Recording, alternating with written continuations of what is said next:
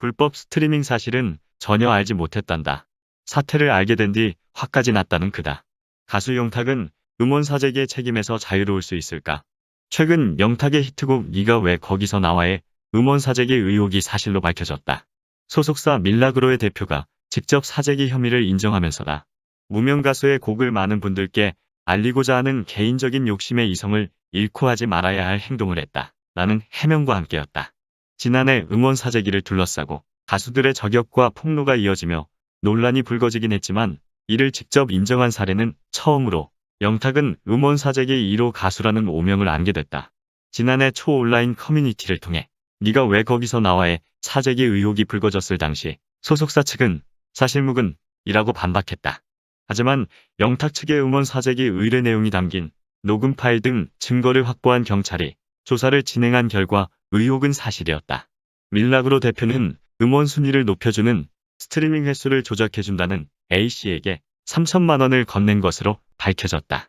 A씨의 음원 스트리밍 횟수 조작이 제대로 이루어지지 않으면서 결과적으로 네가 왜 거기서 나와의 음원 사재기 시도는 성공적으로 이루어지지 못했다. 그러나 결과가 목표치를 이루지 못했다고 할지언정 사재기 시도는 명백한 범죄다. 영탁의 사재기 의혹이 사실로 드러나며 시선은 가수 본인의 인지 여부에 쏠렸다. 당초 소속사 대표는 이번 사태는 자신이 독단적으로 진행했으며 영탁은 아무런 정보도 공유받지 못하고 있다고 주장했지만 이후 한 매체의 보도로 영탁이 사재기 시점 스태프들과 나눴던 메신저 대화 내용이 공개되며 영탁 역시 사재기 사실을 알고 있었던 것이 아니냐라는 의혹이 꼬리를 물었다. 보도 당일 침묵을 지키던 영탁은 다음날 공식 팬카페를 통해 선긋기에 나섰다. 자신은 이 건에 대해 몰랐으며 경찰 조사 결과 역시 무혐의 결론이 났다는 설명이었다. 논란이 된 메신저 대화 내용에는 큰 관심이 없었으며 오히려 매니저가 모니터 사진을 보냈던 건에 대해 한심하게 생각했다는 이야기도 이어졌다. 그러나 입장문에 따르면 그는 지난해 2월 TV조선 미스터트롯 참가 당시 이미 사재기 시도 정황을 인지하고 있었다.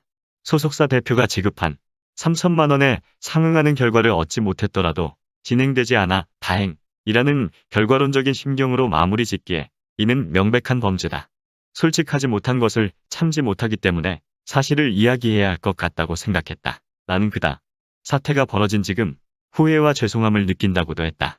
하지만 그가 진짜 솔직함을 추구했다면 사실을 인지한 당시 관련해 솔직한 입장을 밝혔어야 하지 않을까 하는 의문이 든다. 음원 사재기 시도는 소속사 대표가 했고 본인은 사태를 한 템포 늦게 파악했기 때문에 그가 이번 사태에 책임이 없다고 말하긴 어렵다. 영탁의 말대로면 지난 1년 9개월간 그 역시 사재기 시도 정황을 알았음에도 침묵을 이어왔고 이는 곧 그 역시 이번 사태를 인지하고 있었으며 책임에서 자유로울 수 없다는 것을 의미한다. 그간 고질적으로 제기되어온 음원 사재기 문제는 가요계 전반을 갉아먹는 대표적인 폐해였다.